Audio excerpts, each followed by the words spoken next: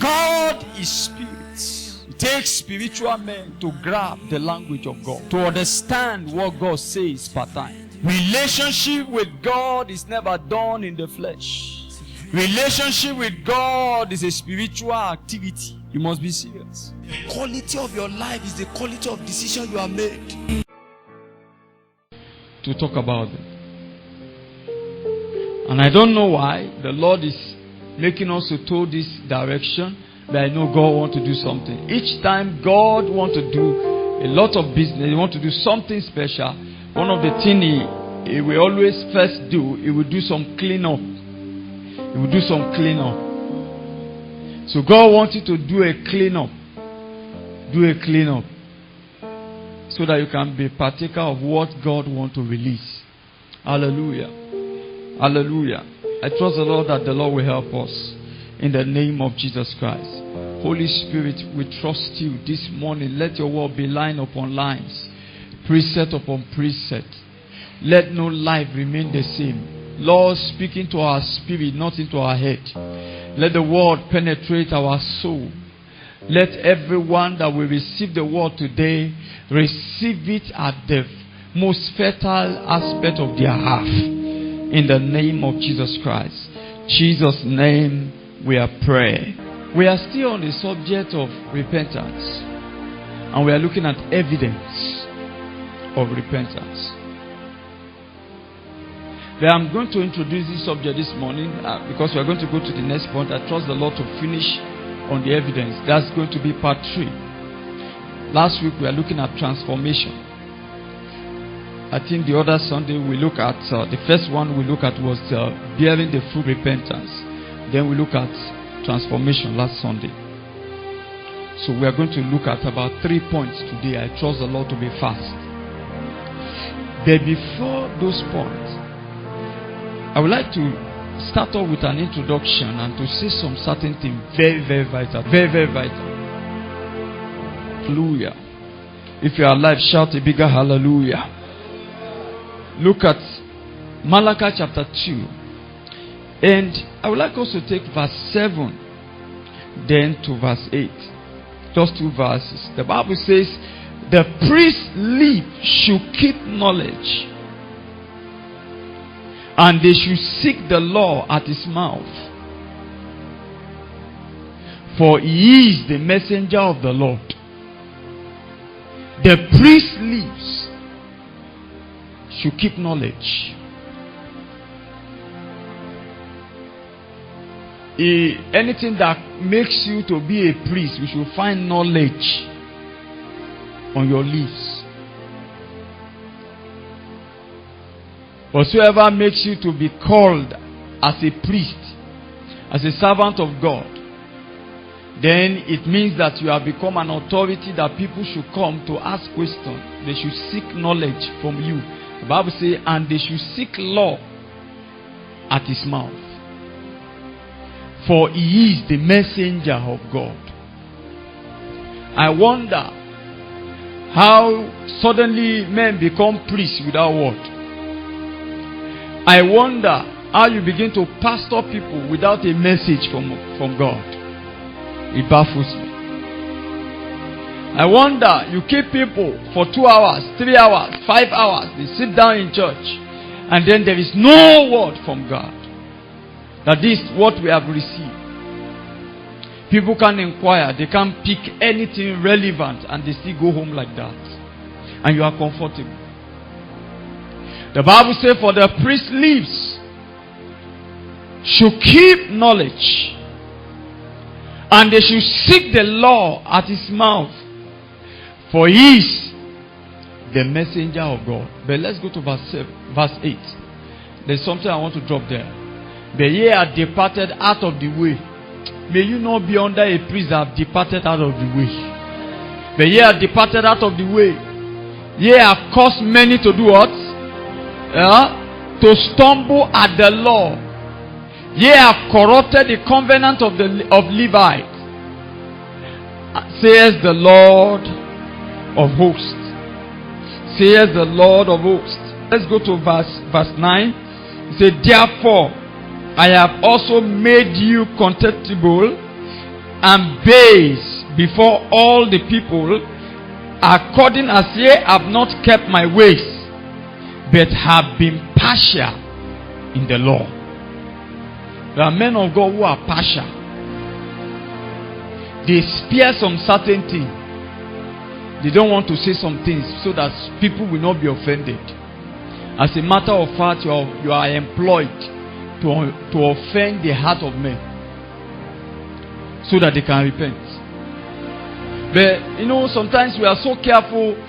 Let us not say it this way so that they will not. Like one man of God who was preaching and he was talking about some things, and the word was so heavy. So there was this heavy rich man in the church who always do things for the church. The man came and walked up to the pastor and said, you are preaching like that? That kind of preaching is too much. Don't preach that kind of message again. The pastor looked at him and said, please, sorry, sir. The message is not for you, it's for some people. That's partiality. It's better you don't answer a pastor. Maybe because somebody gives money, give heavy tithe, because someone is in charge of some certain thing in church, then you can't speak the truth. The Bible says the house of God is the pillar of truth. We are not speaking for ourselves. Somebody sent you, say it the way it is. Brother, anything God asks me to tell you, I will tell you with all authority, because He didn't send me. There's an adage in Yoruba language. You only fear the one who sent you. You don't fear the one you will deliver the message. You should be scared of the one who sent you on an errand to deliver a message. But don't be afraid of delivering the message. Because what you are delivering is not your own. You are only giving a report from the what? From the sender. The Bible says that there are ministers, there are teachers that causes men to err. And many people in this generation are under such kind of ministers. Men who will preach comfortable things, men who will pamper your errors, men who will make you comfortable to continue to live a lifestyle of sin. The Bible says, ye have caused, please take note of that, in verse 8. It says, ye have caused many, not few. It says many. So there are a lot of people in such condition. Can you give me from another version, either the Message, so that we read the two, verse 8 and verse number 9, so that you see how God is trying to express His mind. My prayer for you again is that may you not be under a wrong minister. May you not be in a church where they are partial with the truth. Partial. Where they reserve it. They keep some and they don't say some. Please go to verse 8. But you priests have left God's path. Your instruction have caused what?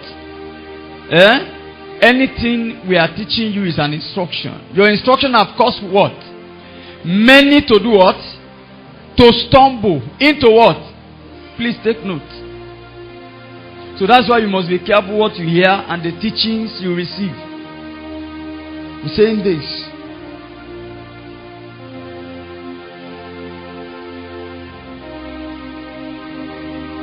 You have corrupted the covenant I made with the Levites, says the Lord of heaven's army. The next verse. It says, so I have made you despised and humiliated in the eyes of all people, for you have not obeyed me, but I have shown shown favoritism in the way you carry out that you have shown favoritism in your teachings. You are partial. So the house of God should not be a place where we are partial with the word. partial with the truth. We say it the way it is. The way it is. So that we can help you. It's very, very, very important.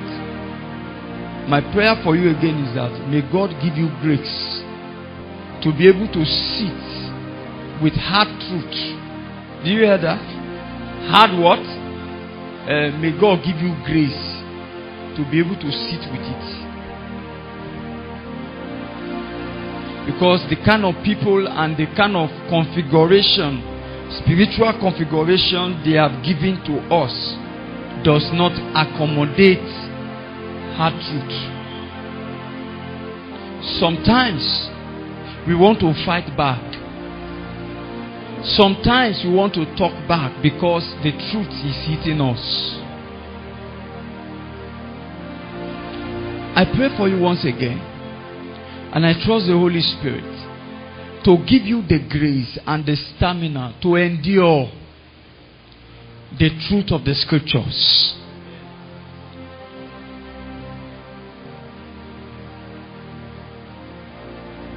There are so many houses, there are so many people, a lot of people are preaching, there are a lot of people preaching, there are a lot of ministers, there are a lot of people with gift of eloquence. I may not even have good grammar as some of them, but we have only few with the right word. Few that are saying what God is saying. My prayer again, may God put you in a place where you will hear seasonal word. Season word. Season revelation. One of the worst things that can happen to you in life is to be under a wrong teacher.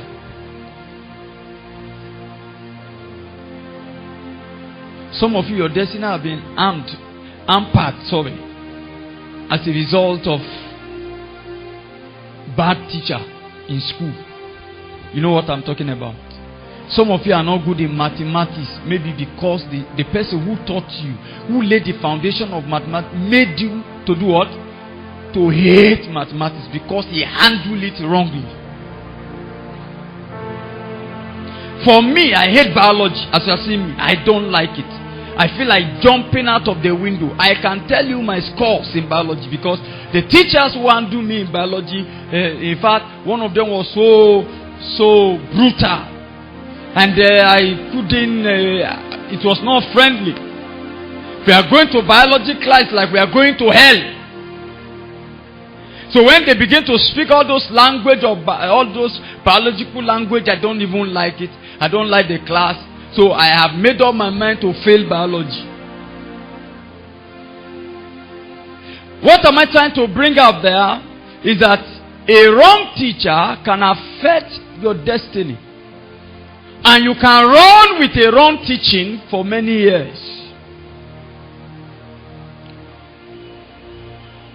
I pray, may the Lord deliver you from wrong teaching. May the Lord help you to give your ears to the right teachings. In the name of Jesus Christ. So today we are looking at evidence of repentance, number 3, which is the next thing. If truly you have repented, that we are going to see as an evidence is impotency to sinful nature, to sinful activity. Impotency. Please take note of that word. I'm selecting the words. The first one was bring forth the fruit of repentance. Second one, transformation. Number 3, we are going to see impotency to sinful activity, to sinfulness. Impotency. You know what it means to be impotent? That's to be barren. Inability to produce, inability to be fruitful. Even though God said, be fruitful and multiply, but not in all area. Not in the area of fruitfulness. Not in the area of sinfulness. God wanted to multiply every good thing, but not every bad thing. I come again. God wants you to multiply every what? Be fruitful and multiply in all good things, not in all evil things.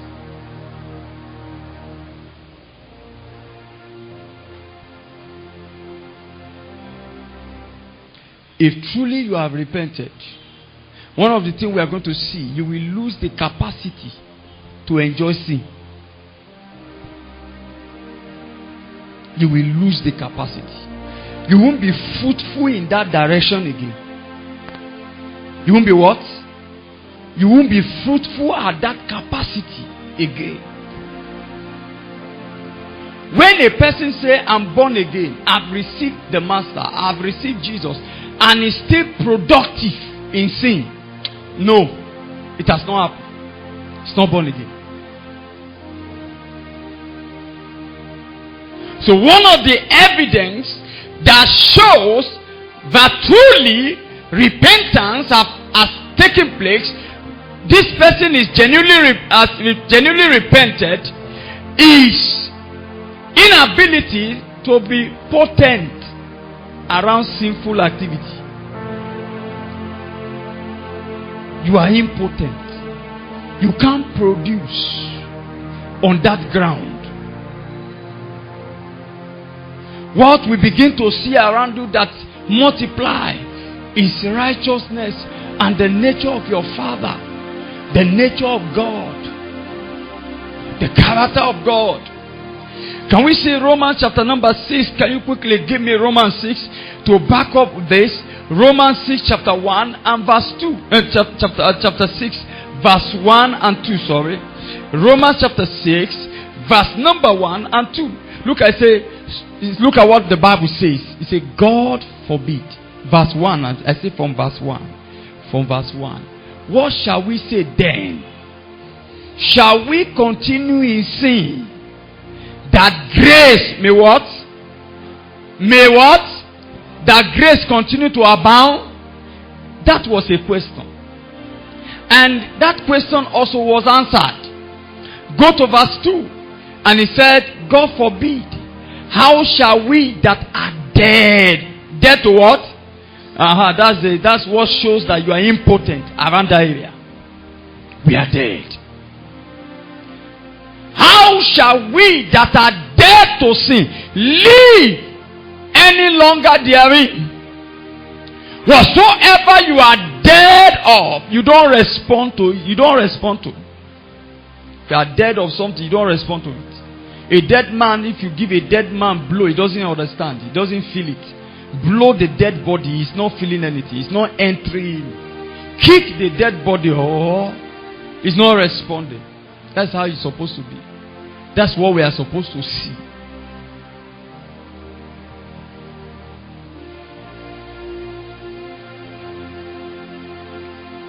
Is one of the evidence that shows truly repentance has happened. Every time opportunity to still come and you say, oh, I did it was before, I will have done it. Another time maybe a lady want to just not even want to, she gave you opportunity like Joseph and said, don't worry, nobody will see us, just sleep for free. I'm giving you free of charge, free ticket. Just have your way, just have sex for free. And you say, whoa, I wish it will be what? It was before. But now I'm a dead person. We no longer respond to this. That's repentance.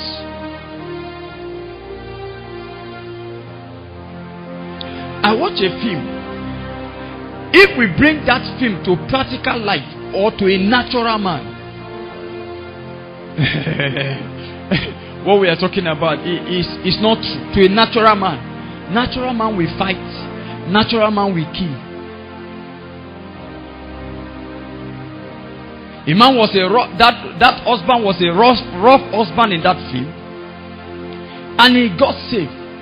He accepted Jesus as his Lord and his personal Savior. Now a new person. So the wife said, since my husband is cheating, let me cheat on him too.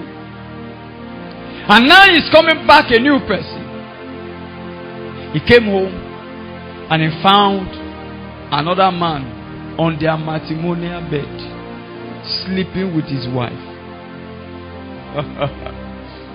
The wife was so do it, she didn't do it outside, just to hurt him on their matrimonial bed. And the guy, he caught them all. He saw them. And he said, wow. He said, you are lucky. I'm dead. That cannot happen to a natural man. He will fight. He will kill that man. Both of them will go. And do you know what? Because of that action, both of them, the wife and the other man, that's the concubine, repented on the spot.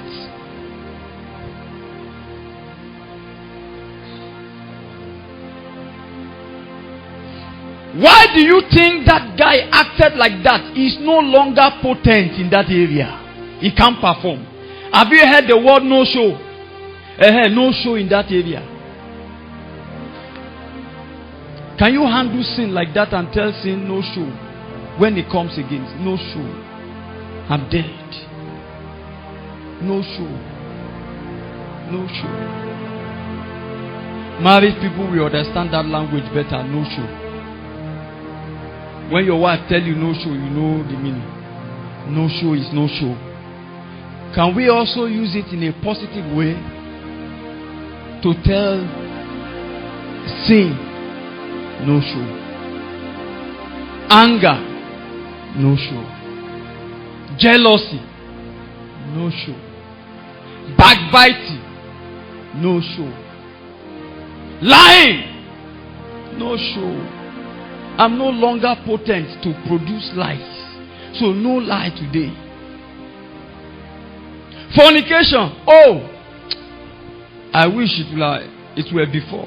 But today, no show. There is no way you will be in Christ and you will still be comfortable with a wrong lifestyle. It's only if you have not stepped into Jesus.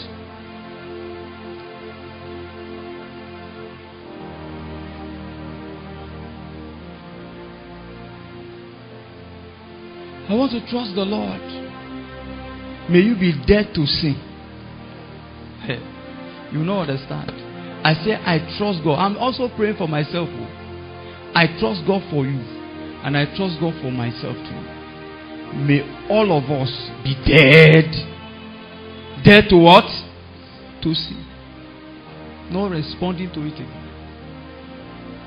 That was the life Jesus lived. And let me tell you, what we are talking about is possible. Is what? Is possible. Jesus lived on the surface of the earth without sin. He lived that life. Can I show you this? Jesus lived on that ground. Can we see John chapter 14? And that's why he was boldly to tell the devil, you have nothing in me. You can't, there is nothing. There is nothing. I don't have your property. I don't have anything that look like you. May when people look at your life, may they see Jesus. Can we see John, the book of John chapter 14:30. John 14 verse 30. Jesus said, hereafter I will not talk much with you, for the prince of this world cometh. And what? He hath nothing in me. I don't have his property. I don't have your nature. I don't have your genes. I don't have those things that belong to you. Check. Search me. May it be when the devil comes and he search, he say, Kai, our property is not here. May you be free of devil's property. That's my prayer. May you be free. So Jesus was saying boldly, the prince of this world cometh to ransack. So he will always come. You know, some of us, the reason why you're still having legal ground to do something in your life is because you are still holding his property. There is something that belongs to him that you still carry.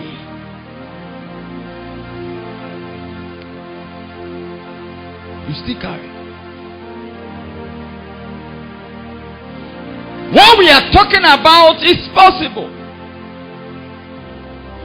Very, very possible. If you wish.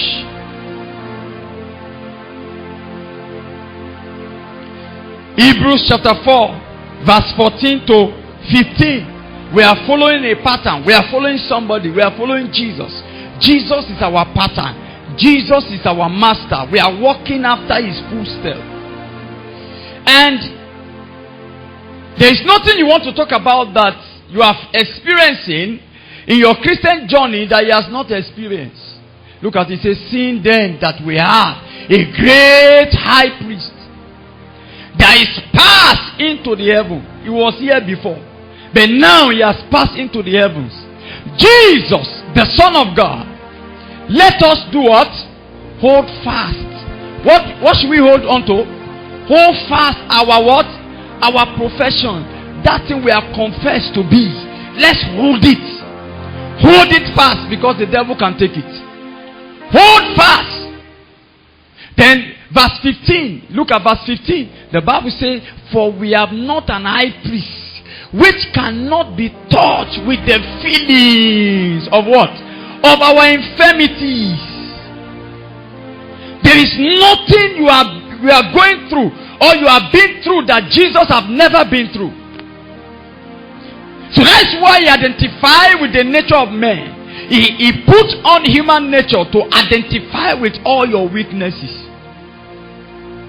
If you say, because nobody is supporting me, that's why I'm doing what I'm doing, you are a liar. Jesus was hungry like you.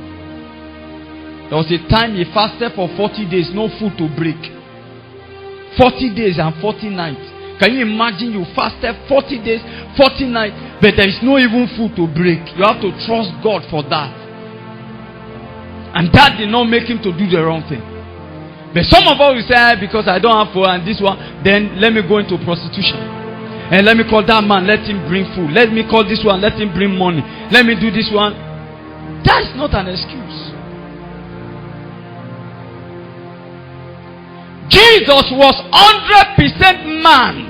He experienced everything the nature of man will experience.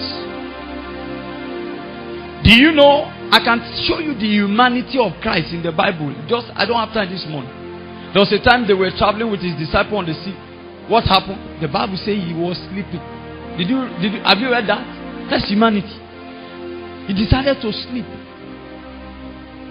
He shows that yes, I can. So I feel weak like human being. I identify with that. He slept. The same Jesus also called his disciples. Said, "Come, let us go and have some rest." That's humanity.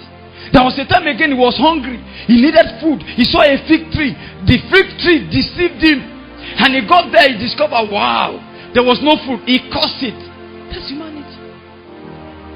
It's all littered there in the scriptures.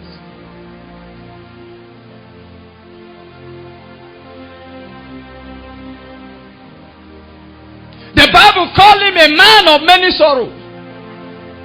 There was a time in his life he was sorrowful. There was a time people offended him. Yet he said, Father, forgive them, for they know not what they are doing. All that. There is nothing you are going through that you can give as an excuse, that you say, this is the reason why I have to do this. Without doing this, there's no way God cannot help me. And that's why we are living in sin. You are deceiving yourself. You are not ready to obey the Father.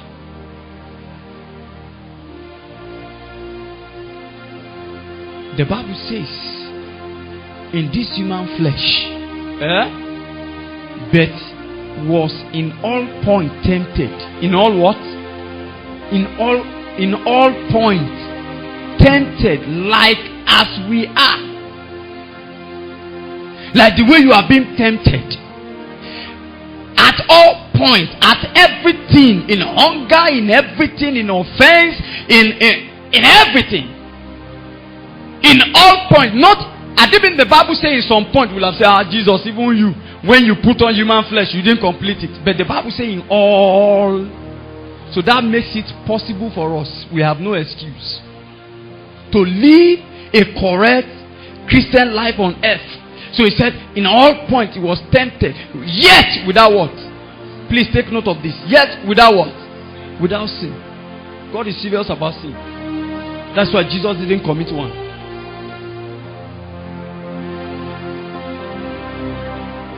That's why I started by saying, be careful with what you hear. Because there are some of these ministers just come and preach. They say grace, this, that, this. They preach a lot of things. They say you don't need to confess your sin. Have you heard such kind of teaching? Say you don't need to confess your sin. They say this part of the scripture is not for the believers. God is not talking. People just find a way to reduce the standard of God's word and leave people to be comfortable. I've listened to one of them that is saying that. And we have some men in Nigeria also who are preaching all this. If you are not careful and you don't know your Bible, they will confuse you and you will run with it and you will believe that is true. Sin bothered God. That's why he gave his only begotten son to die. It was a concern. And if it was never a concern, Jesus won't come to die. Why did Jesus come? Why did you think he came and died? Why did you think he sacrificed himself for sin?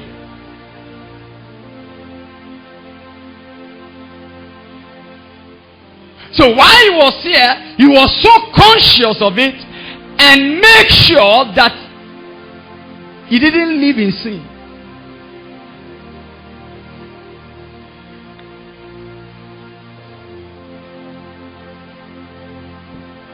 God is giving us opportunity to amend our way. Grab this opportunity. Check your life. Look at it.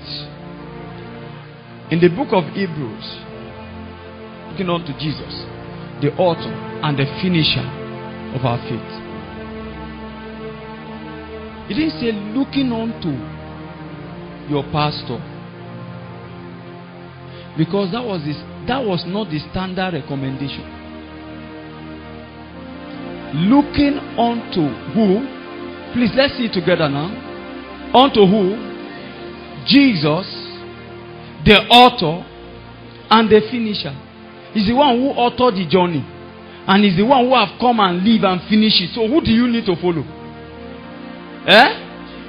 But some of you are following editors. Some of us are following editors. Those who have here, you know the meaning of edit, to edit something. You know what it means to edit something. Like now we do preach now. There are some things we don't want to. It's not intentional, but they are on the. We ask the editorial department edit some of this part. We don't want them to go to the air. They will now remove it. And sometimes some of the editors they make mistake. Instead of you to follow the author. And the one who has been there, who started the journey, who authored it and finished it. So who do you believe more? But this generation, you believe more in the editors more than the author. And some men of God also are taking the place of Jesus in your life. I love Apostle Paul. He said, we preach nothing among you but Jesus. But we, his servants. That's why in this ministry, our mission statement said, pointing men to Christ and his cross. That is important to us. Not to the pastor. Does that mean that you can't look at your pastor and pick up something from him? No. You can pick some things. Pick those things that are in Christ. I've said this and I will keep repeating it. I will say it and say it till this thing go across the world. Any pastor that is not following after Christ is not worth following. Any pastor that is not following after Christ is not what? Yeah. And any church that is not out for the cause of Christ is not worth being a member. Any church that is not out for the cause of Christ. The reason why Jesus died, they are not standing on it. It's not a church to sit. They have no business with Great Commission. They have no business with love. They have no business with some certain thing to save people. That's not a place to sit.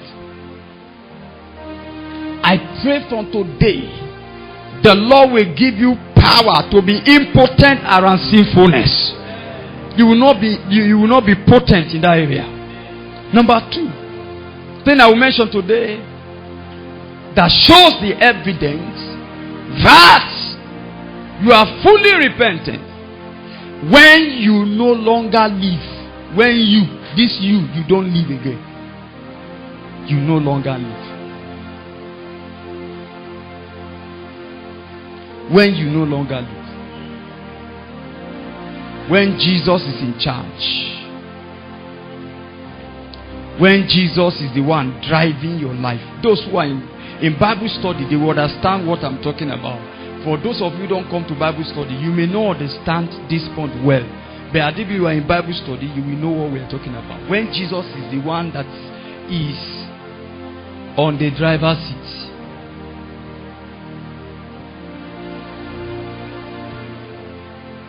When you no longer live. If you are still living, you will make mistake. If you are still what? You will make mistake.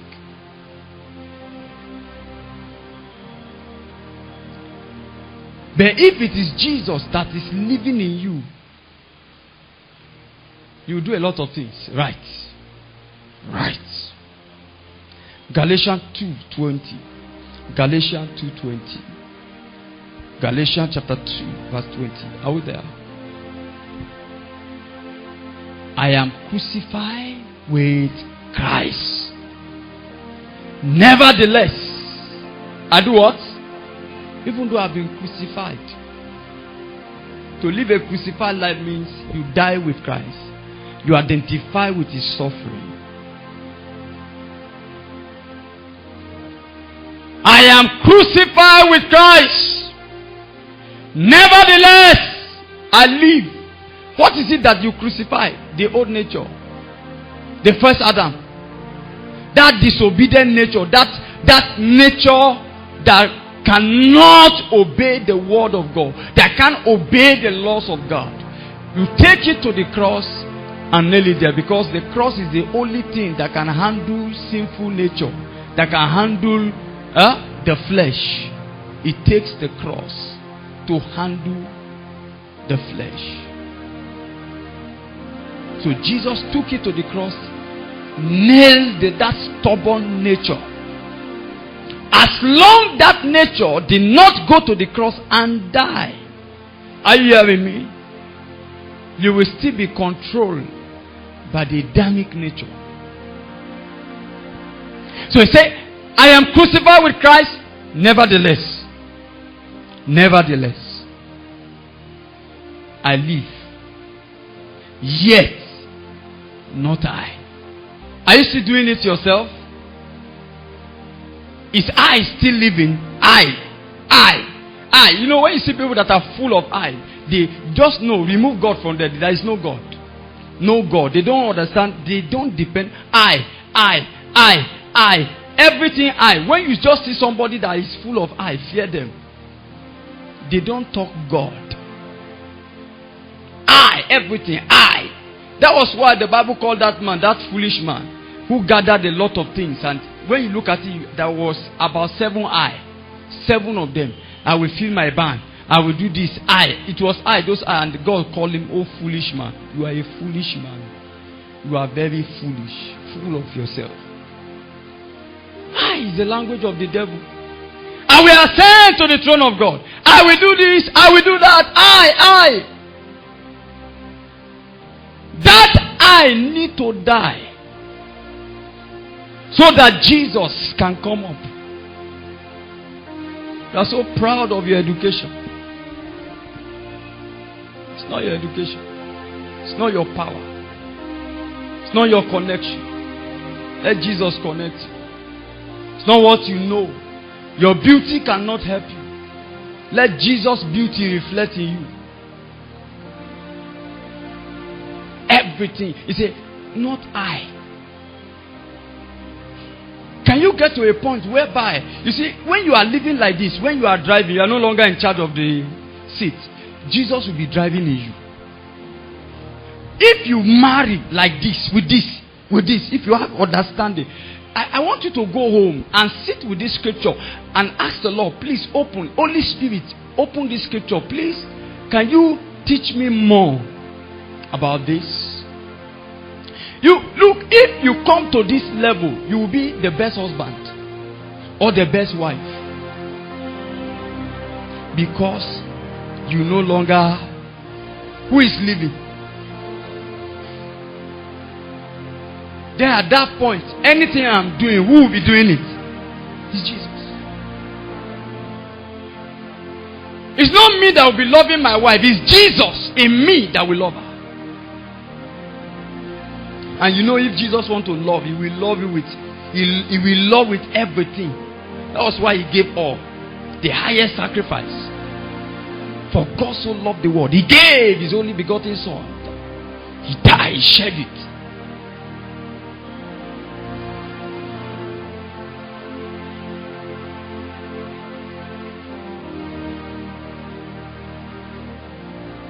Yet I live. Nevertheless I live, yet not I, but Christ liveth in me. The life which I now live in the flesh, and that life is in the flesh, still in this body. So that's why I told you it's possible. The life we now live in the flesh is no longer our own life. It's what? It's the life of Jesus. I live by faith of the Son of God, who loved me and gave Himself for me. Can you allow Jesus to be in charge of your life totally? Totally. If Jesus is in charge, the devil cannot borrow you.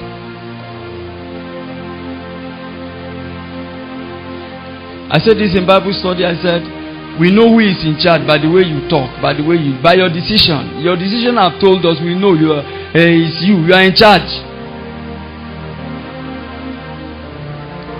Listen to one God servant. He said that if you give your life to Jesus, even to your ambition, you don't just do it anyhow. You still have Jesus about it.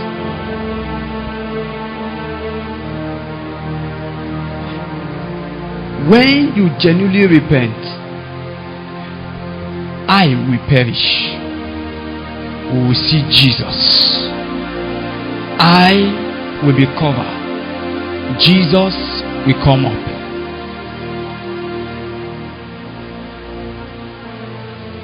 You need Jesus to have full control of you, full control of your life, full control, full control. I don't know why this word is coming this way. Since last week or 2 weeks, it has been coming. Jesus is saying that many of you, I'm not in charge yet. I'm not in full control of your life. Something else is in control. Can you give Jesus a full charge? A full charge. A full control. I read a scripture here in the book of Luke. Luke 9:23. Yes. Okay, let's see 23. Give me from the Message, please. Then He told them what they could expect for themselves. Anyone who intends to come with me has to what? Has to what? Has to let me lead. So stop leading. Has to let me lead. You are not in the driver's seat. So you are not in the driver's seat and you want to drive. Can you imagine somebody driving from the back? Can he have a good drive? Will you be able to control the steering well? No, for those of us who drive now, you are sitting at the back seat and then you want to control the steering. Can you control the steering? Will you be able to undo your throttles and your the brake? Can you apply brake when necessary? Even though now we have automatic vehicles now, they don't use clutch again. So let us stay with the brake and the throttle and the steering. A man at the back cannot what? He can't handle those things well. Let's say he even manage handle the steering, he will still not do a good drive. But what about the brake and the throttle? So Jesus said, you are a passenger. You are supposed to be a passenger. Let me lead. So stop occupying his position. Allow him to be in the driver's seat. He said, you are not on the driver's seat. Don't run from suffering. Embrace it. He said, follow me. And I will do what? And I will show you how. If you are a follower, I will show you how. I pray from today, may you be a good follower of Jesus. So, get to the realm where you no longer live. I no longer live. That realm, sometimes people of the world may like to take it as a foolishness, but it's not. A man that is dangerous to offend is a man that carry God. If he offend a man that carry God, you are looking for trouble, because he will not fight. He said, vengeance is mine. God will fight. A man that carries God, you offend him or you offend her, it is God that will fight. I was listening to Reverend Aki John yesterday, and he said something. He said, he was saying something that don't fight God's servant. If you do, famine. He said, famine is not far. You're going to experience dryness, hard time, hardship, because God will hit you. I listened to Benny Hinn. I watched a video. Benny Hinn said there was a time, it's a live video, Benny Hinn was talking. Benny Hinn said this. I watched it on live video on Facebook. He said there was a time that I watched it. It's not something hidden. All of you know Kenneth Copeland. Kenneth Copeland offended him. Mistakenly, maybe some people talk about Benny Hinn and maybe Kenneth Copeland answered some things about it. Just mention it. He said, maybe that's how he was involved in that discussion in a short, in just maybe mistakenly, I don't know, but he was involved. But do you know that God's servant that preached faith became very, very sick? He has practiced all his faith skills to get rid of the sickness. It's not going. Then he went back to God and said, God, why am I that? Why am I sick? What's wrong? God said, you spoke against my servant. You spoke against Benny. He said, really? He said, Lord, I'm sorry. I'm sorry. He said, go to him. He went to him and told him, Benny, I offended you. Some people were talking against you. I was part of it. He said, really? He said, you did that? You did that? He said, yes. So, okay, no problem. I forgive you. And they settled. And instantly the man was healed. The servant of God was healed. But, Pastor Benny said something. He said, if you talk against God's servant and you keep walking against the servant of God, he said, you will get sick. Be careful with men that carries God. Be careful. They don't fight. Heaven will fight on their behalf. It's not ordinary when God said, touch not my anointed and do my prophet no harm. He meant it. He's serious about it. David understood it. As long as the oil of God is on Saul, it's untouchable for David. But for any other person, there are some people, they are very foolish. I learned that there was a time in the life of Archbishop Benson that I heard a story yesterday from the servant of God that had with me, that there was a person who slapped Archbishop Benson in the Hausa. I say, what happened to you? You slap that kind of anointing. No, there are some people you don't do something, not even abuse. This one went with a bold hand slap. I say, hey, you are a dead man. You know, we are in a generation whereby people don't have fear. They can say anything. You see people go online, say all manner of things, and they don't even care. They don't have fear. Like one lady now that is viral, talking about what's the name? Our daddy in the Lord here of Deeper Life Church. How many of you will ever believe that somebody will come up and be talking about Daddy Kumuyi? Because no fear. Somebody look at Papa Ebiome. He said, keep your mouth shut. I said, Jesus Christ. No wonder. The book of Proverbs said it. That there is a generation that does not have respect and honor for their father. This is the generation. They don't have a respect. They just talk anyhow. One woman just came up. There is another one too talking against Bishop David Oyedepo. Say, if you are not their judge, leave them. God that called them knows how to handle them. Leave them. People don't have fear. They go online and write all manner of things, say some things, and now when the judgment starts, and one thing, they will not be going from prayer house to prayer house, and the pastor will not be praying unnecessary prayer if God did not give you discernment to know that you have offended his servant. Two ladies went to a pastor, to one man of God to pray, and the other man of God was with a prophet. And the prophet, he said, look, you are a prophet, pray for them. These ladies need to marry. I listened to this yesterday from Reverend Aki John's message, and he was saying this. And they were, please, sir, we have been trying to get married, no way. As the prophet opened his mouth and began to pray, the prophet stopped. He said, sir, he said, ladies, I'm not afraid of you to deliver God's word to you. So even though if I tell you, if you like, don't hate me. God said, you have offended my servant. He said, you will never marry. This is the reason why. Because you are sleeping with my servant. Not that my servant is sleeping with you. So, you know the servant too is sleeping. So, he said, you are sleeping with my. So that is to say, I will handle my servant. But for you who agree to be sleeping with my servant, I will deal with you.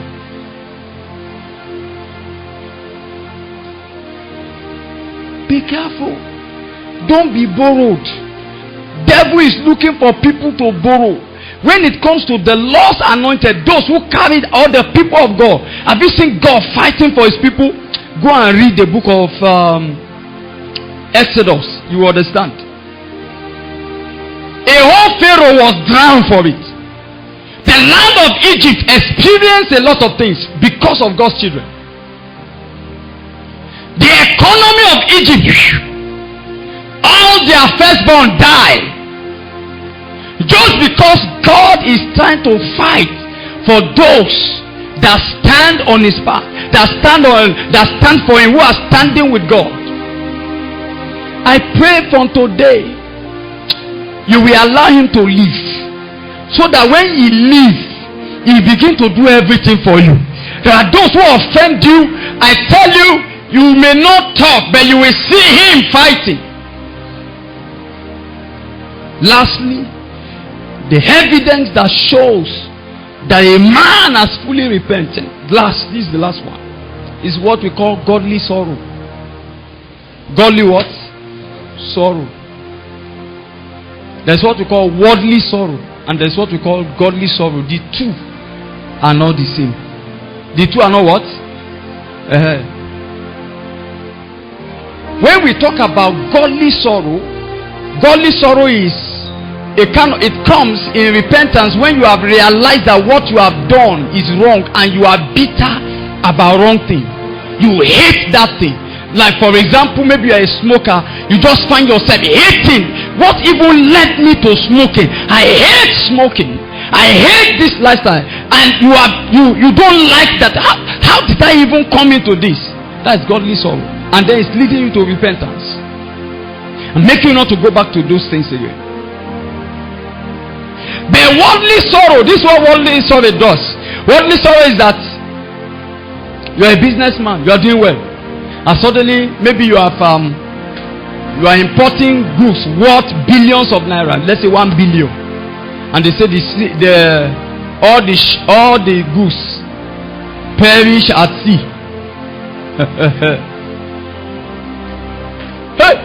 Hey, I borrow money from bank. Hey, sickness. That's worldly sorrow. Worldly sorrow kills. Worldly sorrow will get you sick. But godly sorrow will lead you to repentance. Worldly sorrow will help you to reject your evil ways.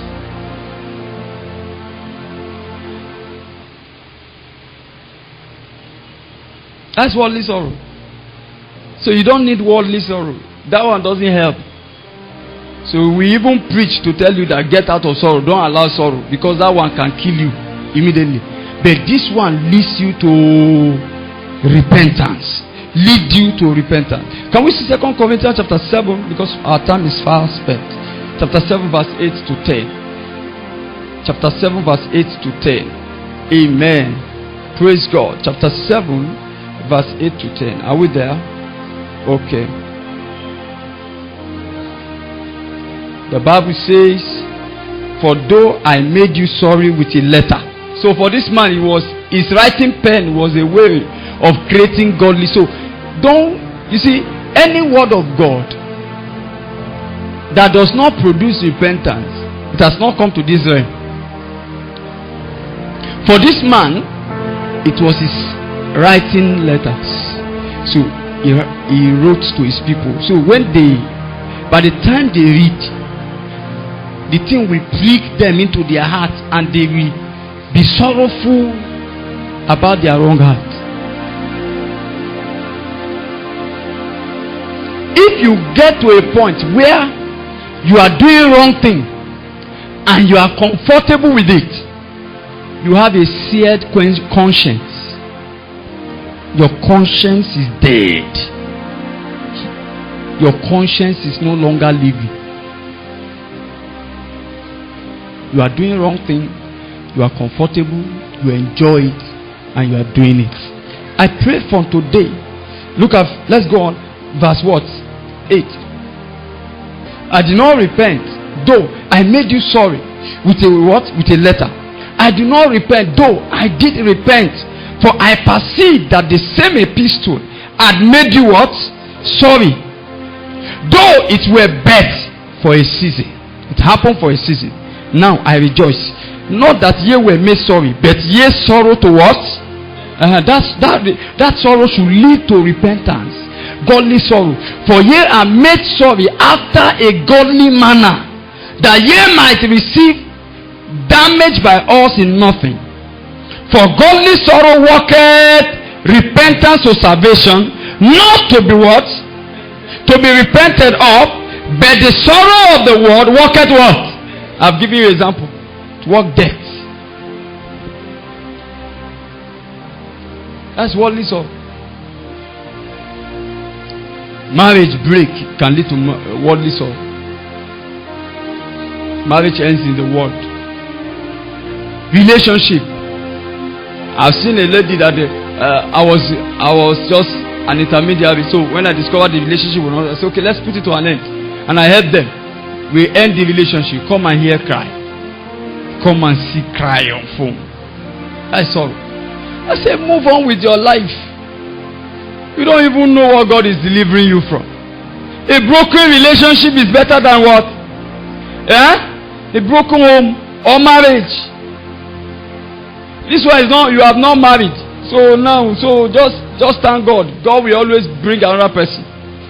I pray from today, may you experience godly sorrow that will make you change your way and have a genuine salvation.